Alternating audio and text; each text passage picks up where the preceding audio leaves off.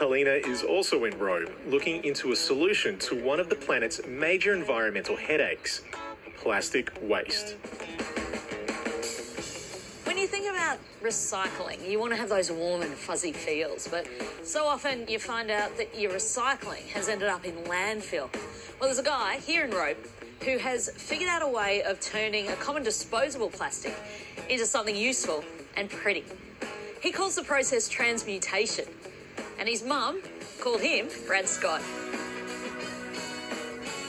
Yes, I'm Brad Scott and my wife Narelle Scott. I had a corporate job in Brisbane. I was a project manager as such for logistics companies. Basically, corporate life had found me a bit jaded. And we decided to sell up everything and just start travelling.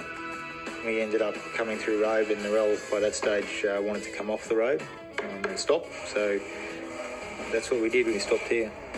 What I do for work now is basically manufacture stuff out of recycled plastic. Hello. Oh. Hi guys, how are you? I'm Helena. I've had a little look around Robe. It's such a stunning town. It's that kind of classic thing, isn't it? It's a small town, but it's right on the ocean. There's beautiful beaches and stuff. How did you end up here? We were heading back to Melbourne to catch up with our son who'd come back from overseas. And we actually blew into Robe because the weather had turned slightly with the wind. Oh, so you literally blew into Yeah, Robe. yeah. So Narelle's, to convince me to come off the road, she made me this great offer that I couldn't refuse, was if we do stop, she'll go and get a full-time job. I'll go and get a shed and figure something out, and we'll do it then. She'll support us. So, and I don't care. I just wanted a spare room for the kids, and I just wanted community. And I seen it on YouTube. I just seen this Dutch guy, Dave Hackens, and Precious Plastic. And I came home like Jack and the Beanstalk to Narelle with his, magic beans. I said, I've seen this thing on YouTube. That's what I'm going to do. Gee, yeah, okay, no worries, dear. I didn't care. We were stopping. What Brad had seen on YouTube was a way of manufacturing beautiful, functional kitchenware from bread tags. The pesky plastic piece that seals the end of our daily bread. We use thousands of them every day, almost all of which get thrown away. Well, how did you get to a point where you went, oh, yeah, bread tags, I'm going to turn these into bowls? I basically started with the precious plastic concept, mucked around with different types of plastic. What's a precious plastic concept? So a Dutch guy called Dave Hackens came up with this project about 5 years ago. He put it on YouTube. All open sourced, everything like that. The idea was to spread it around the world so small community-based groups can start recycling plastic. I've seen that. I don't get inspired by too many things, but he's a guy that I said that's pretty cool. So it's changing it from that whole idea of waiting for big corporations or government to do it. You can do it yourself in your shed. That's right. So my years on the earth have taught me one thing, that governments don't lead, they follow. So people have actually got to get off. So you're the leader? I'm the leader. All right, we'll follow you. Is it profitable? It is, yes.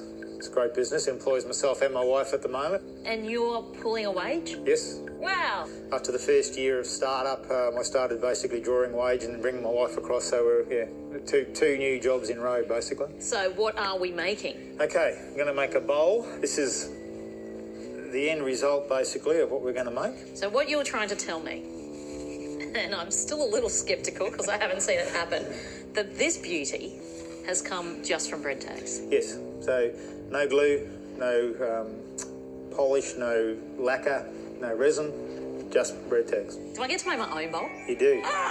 Is there an exact science to this, Brad, or do you know how many tags you're meant to be using? Or... We're going to use 1,870. Am I meant to be counting these while I do this? 1,870. Yeah, so that's the number I come up with the weight of the bowl. What happens if I use 1,871? Is that how we got coronavirus? Yeah, if you cross the beams, very bad. Yes. Ready to cook. All right, good.